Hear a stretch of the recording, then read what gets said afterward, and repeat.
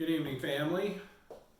It's Thursday evening, August 20th, and I need to do an update for you in terms of our coronavirus response, and now is the time to do it. We are, in fact, there are a couple people in the sanctuary right now getting ready for a practice run, a trial run with Holy Communion.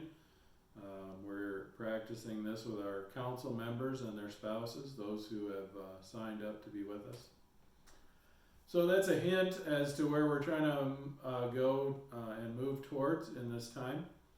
And we're trying to do that in a safe and healthy and sustainable way for all who are wanting to participate and want to be assured that we are doing everything that we can to meet the challenges to keep people safe. And that's everyone. That's even the most vulnerable among us. So, what I know is that as of this Sunday now, we will be worshiping on the east side of the church building. The musicians and the pastoral leaders and assisting ministers will be on the east patio, what I call the patio of the church outside the red doors. So and that's Sunday mornings, of course, and when you arrive at the church, you can either park on the south side of the church and then come and be seated on the grass area around the porch, or we will have the street blocked off and you can bring a lawn chair and sit on the street. It might be advisable to bring an umbrella with you, not necessarily for rain, because if we have rain, we will cancel that worship service and ask that you watch online, but more for the heat or the sunshine that might come by the time we're done around 10:15 in the morning.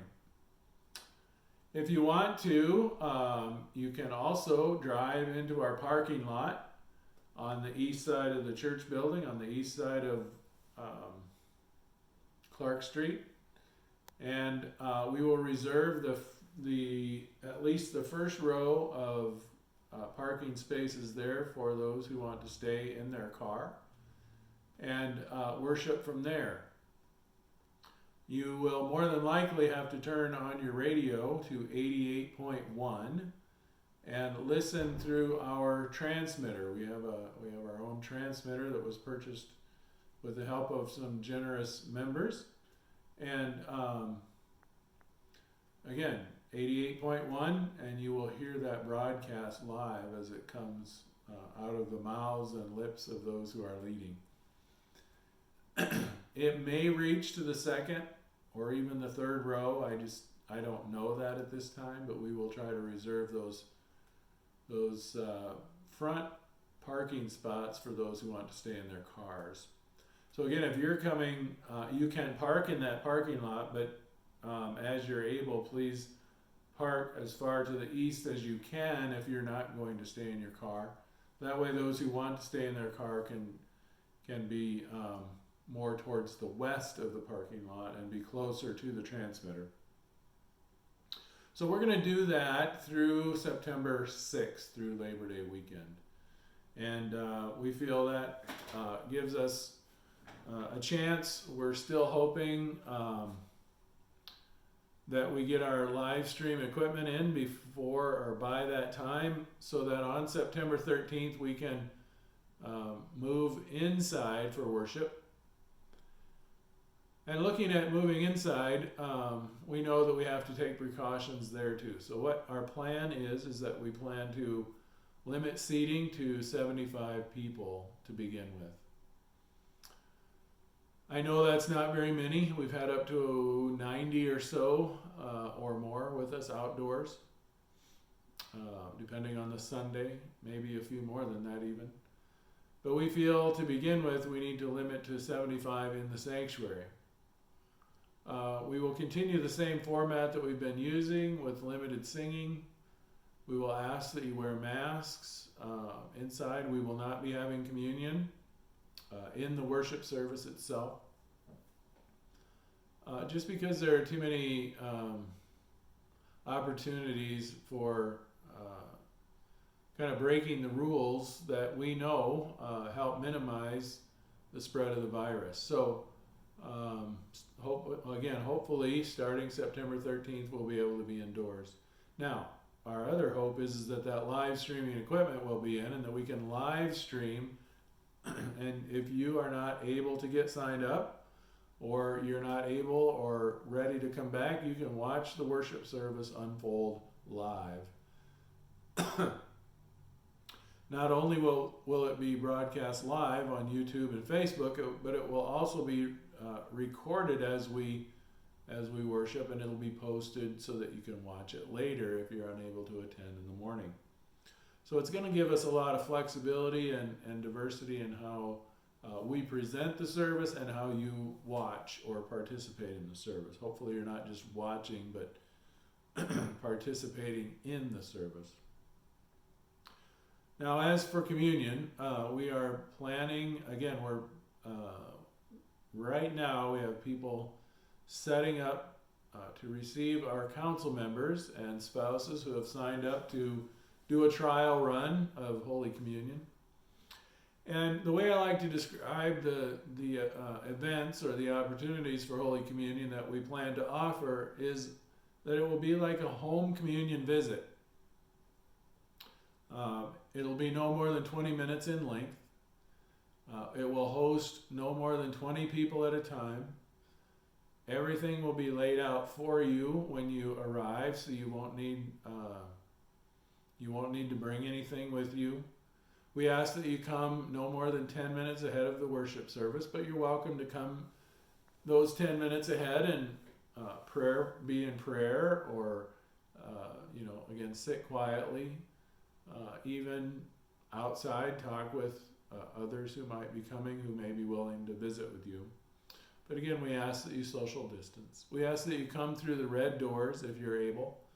And if you're unable to do that, come through the northeast handicap accessible doors, where we have both an automatic door and an elevator to assist anyone who needs that.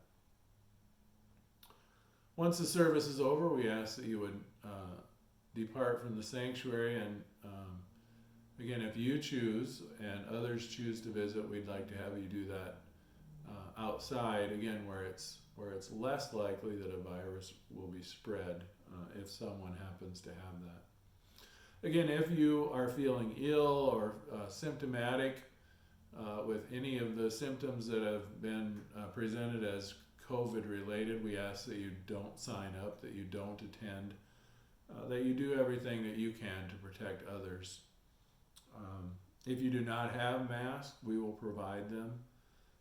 We're excited about this opportunity. We think that it'll enable us to help people receive the sacrament of Holy Communion. In the Lutheran Church, we call this the use of the means of grace. So remembering our baptism and practicing and participating in Holy Communion, these are the ways that we participate in the use of the means of grace. Where in those moments where we remember and are blessed by God's forgiveness, life, and salvation. So I hope that's helpful. We're going to offer a number of those, depending on how tonight goes with our experiment. We're going to offer a number of these opportunities for Holy Communion throughout the week. Some will be during the daytime, so that those who are retired and able to come during the day can do so, and some will be scheduled in the evening time. Also on September 9th, we plan to start our Wednesday night worship.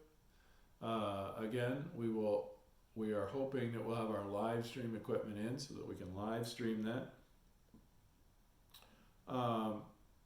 But again, those things are still in the works, and we're still working to get the band, make sure we have the band together, and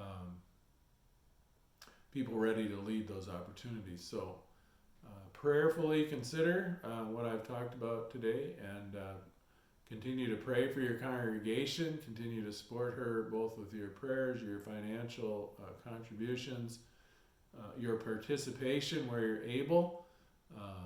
be an evangelist. Let people know who may not be worshiping right now, or those who don't have a church. Let them know that we are online. Let them know that we're on the radio. Let them know that we are live. And do what you can to help proclaim the gospel as well. So thanks for your partnership in ministry. I'll have more updates as we go. We'll be putting out some news very soon about Promised Land and how that's going to begin in September with a Vacation Bible School at home online curriculum. So be looking for that, or reach out to Natasha for more about that. Anne is beginning her work with our youth, so if you have any questions about that, please give Anne a call at the church, and watch for more information coming about that. God bless you, and God keep you safe and strong in the faith. God's peace.